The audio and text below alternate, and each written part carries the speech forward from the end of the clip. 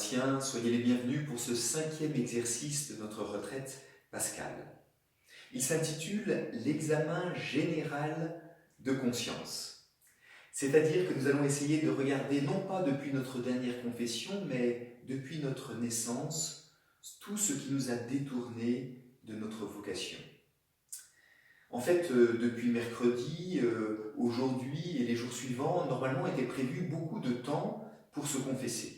Et vous avez entendu que le pape nous demandait de faire cet exercice d'une confession de désir, en ayant une vraie contrition pour, dès que ce sera possible, aller déposer tout cela dans le sacrement de la miséricorde du Seigneur.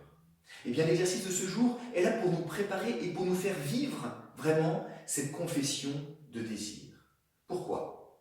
Quel intérêt ça a ? Eh bien, dans une semaine, nous allons vivre le Vendredi Saint, d'une manière comme nous ne l'avions jamais vécu, en confinement. Et nous serons invités dans une célébration familiale, ou alors devant votre télévision, à vivre cette vénération de la croix qui est au cœur de la célébration de la Passion, du Vendredi Saint. Et bien pour bien vivre cette vénération de la croix, il est important de reconnaître que le Christ est mort pour nous délivrer de nos péchés. Et donc reconnaître que nous avons besoin de lui. Et donc aujourd'hui nous allons regarder cela avec l'Esprit du Seigneur, avec ses yeux. L'idée n'est pas de nous décourager, mais au contraire de nous détacher de tout ce mal et avec la force du Seigneur reconnaître qu'il est temps de changer de vie, de nous convertir. Alors comment cela ? Le texte que je vous invite à méditer comme évangile, eh bien c'est l'appel des béatitudes dans l'évangile selon saint Matthieu au chapitre 5. Et comme d'habitude, eh bien commencez par nous mettre en présence du Seigneur.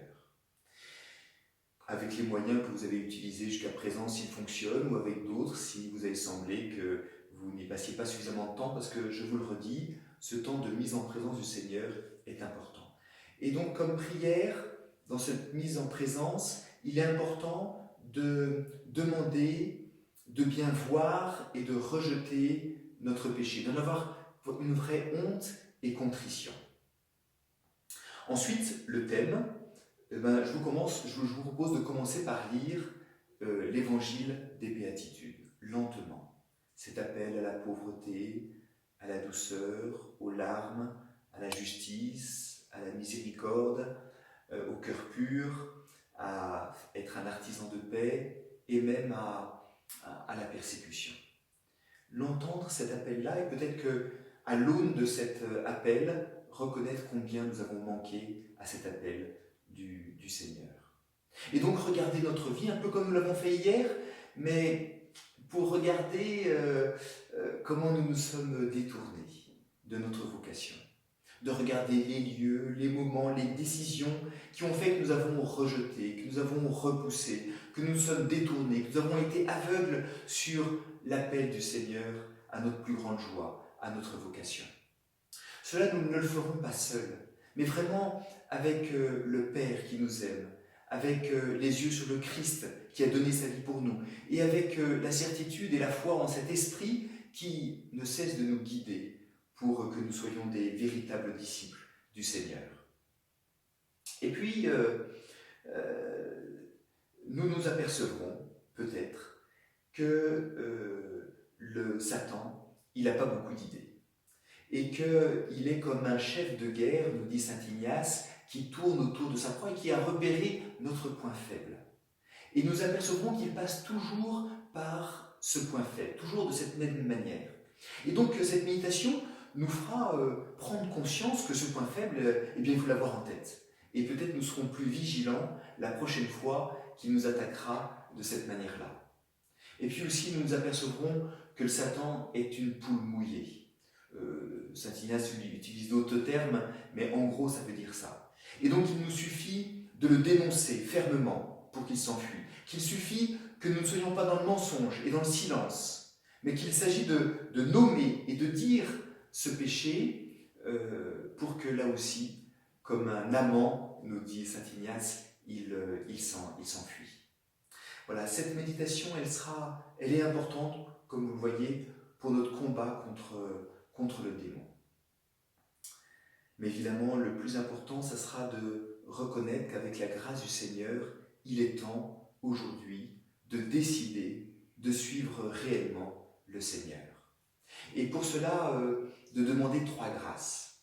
La première, c'est de vraiment voir notre péché. La deuxième, c'est de vraiment en sentir du dégoût, de la honte, de la contrition, et demander une vraie contrition. Peut-être pour certains même la grâce de pleurer son péché. Et enfin, demander vraiment la grâce de décider aujourd'hui, avec le secours de la grâce du Seigneur, de nous détourner et de nous convertir, de changer de vie. Et le colloque, Saint Ignace nous propose de le faire d'abord devant Notre-Dame, comme il dit, devant la Vierge Marie, pour qu'elle demande au Fils qu'il nous obtienne ces 3 grâces, de voir, de sentir de la honte et de décider de changer de vie. Et puis ensuite, de faire un colloque au Fils pour qu'il nous obtienne du Père ces 3 grâces. Et enfin, puisque comme chrétiens nous avons accès auprès du Père, eh bien de nous présenter devant le Père et de demander humblement ces 3 grâces, de voir notre péché, d'en éprouver de la honte et de décider de le rejeter. Voilà le triple colloque que saint Ignace nous propose de faire. Et puis enfin, eh bien, notez tout cela dans votre carnet.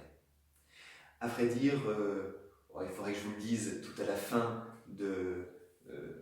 oui, je vous le dirai tout à la fin. Vendredi soir, vous aurez une petite vidéo qui vous invitera à quelque chose de nouveau. Bonne méditation à vous.